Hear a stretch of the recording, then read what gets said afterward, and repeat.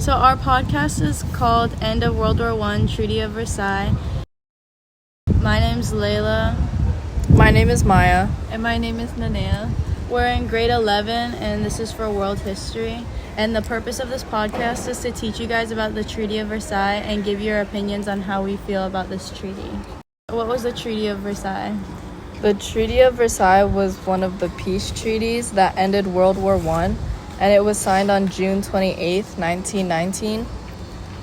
This day was exactly 5 years after the assassination of Archduke Franz Ferdinand, and he was the person who sparked the war.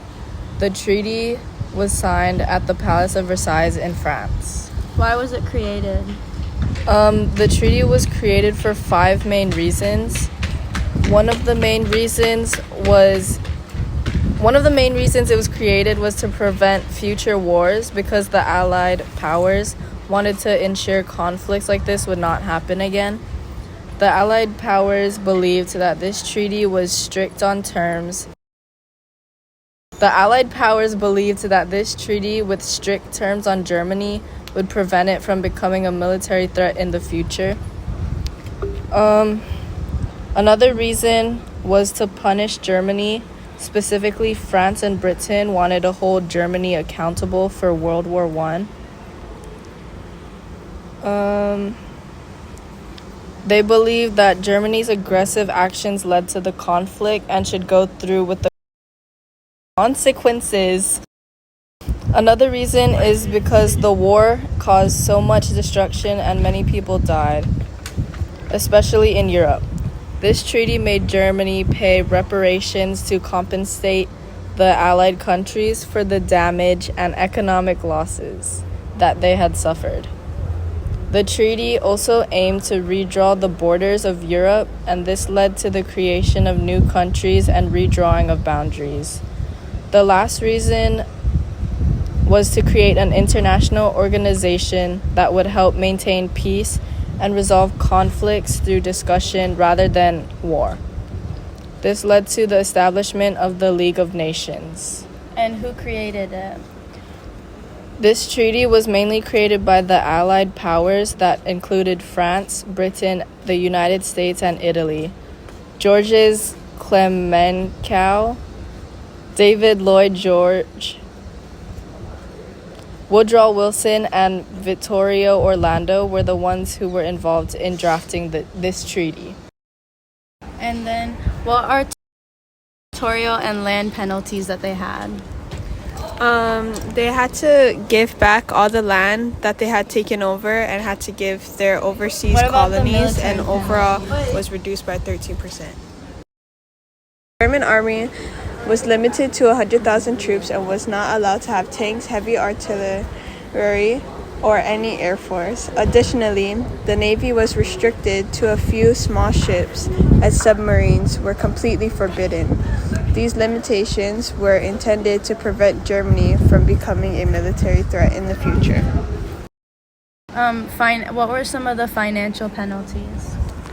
They had to pay 132 billion gold marks back to the destroyed countries. Monetary penalties or financial reparations were also a major aspect of the treaty. Germany was required to pay substantial reparations to the Allied countries as compensation for the damages caused during World War I. The exact amount was set at 132 billion gold marks, which placed a huge financial burden on the already weakened Germany economy. These reparations contributed to severe economic hardships and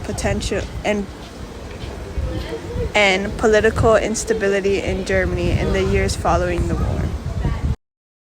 And then, Maya, what are your opinions and thoughts on the punishment? I think there was disproportionate reparations. The financial reparations demanded from Germany were seen as excessively harsh. I think they placed an immense economic burden on the country, leading to severe economic instability and hardship for the German population. Another thought I have is that the war guilt clause, which forced Germany to accept full responsibility for World War I, was perceived as deeply humiliating. This clause not only damaged German national pride, but also fostered resentment and a desire for revenge among the German people. A third thought I had was that the treaty's restrictions on Germany's military capabilities were considered too stringent. By severely limiting the size and strength of the German military, the treaty left the country feeling vulnerable and unable to defend itself, which contributed to a sense of insecurity.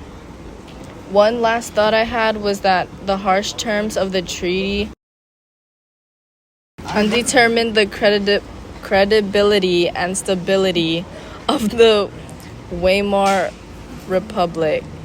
The perceived unfairness of the treaty fueled political extremism and unrest, paving the way for the rise of Adolf Hitler and the Nazi Party.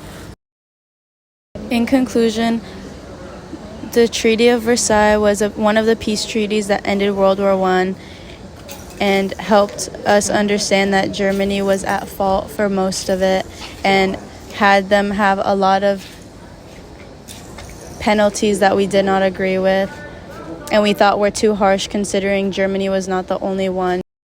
Germany was not the only one to attack people during this war. Thank you. Thanks, bye.